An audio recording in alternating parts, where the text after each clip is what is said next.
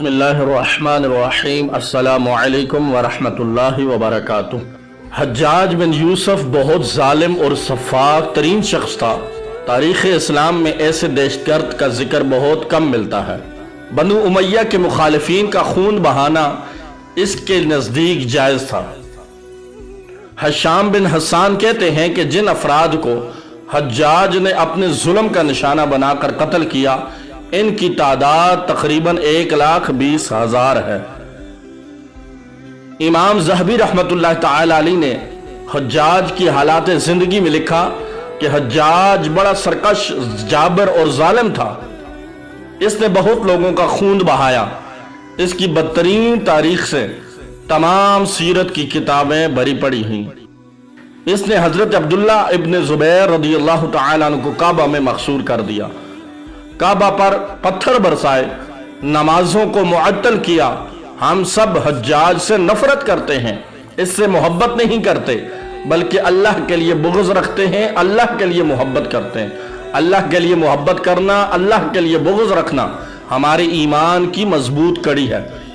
حضرت عمر بن عبدالعزیز رحمۃ اللہ تعالی علیہ کا فرمان ہے، اگر قیامت کے دن ہر امت اپنے دور کا خبیث ترین انسان لائے گی تو ہم حجاج کی وجہ سے ان پر غالب آ جائیں گے۔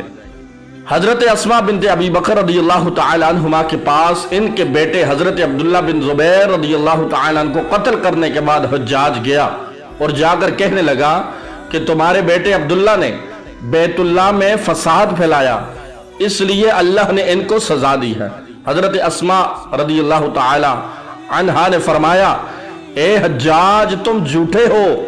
عبداللہ بن زبیر اپنے والدین سے بہت نیکی کرنے والے، روزہ رکھنے والے، شب زندہ دار تھے۔ میں نے رسول خدا صلی اللہ علیہ وسلم سے سنا ہے کہ بنو ثقیف قبیلے میں ایک ظالم اور ایک قذاب نکلے گا۔ بے شک قذاب تو مختار ثقفی تھا اور ظالم تم ہو۔ حجاج کے بڑے گناہوں میں سے ایک اس کا حضرت سعید بن جبیر رضی اللہ تعالیٰ عنہ کو شہید کرنا تھا۔ امام ابن کثیر رحمۃ اللہ تعالی علیہ کے مطابق حجاج نے جب سعید بن جبیر رضی اللہ تعالیٰ عنہ کو گرفتار کیا تو کہا، اے بدبخت، نعوذ باللہ، میں تم کو قتل کر دوں گا۔ سعید بن جبیر نے فرمایا، تو اگر مجھے قتل کر دے گا تو میں سعید خوش قسمت بن جاؤں گا۔ میری ماں نے مجھے یہی نام سعید یعنی خوش قسمت دیا ہے۔ اس کے بعد حجاج نے سعید بن جبیر رضی اللہ تعالی عنہ کا خون نحق کر دیا۔ پھر حجاج بمشکل 40 دن زندہ رہا۔ اسے راتوں کو نیند نہیں آتی تھی۔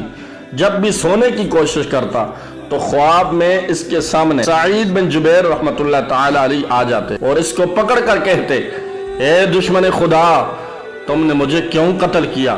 حجاج رو رو کر سعید بن جبیر سے جان چھڑاتا، لیکن جان نہیں چھٹی۔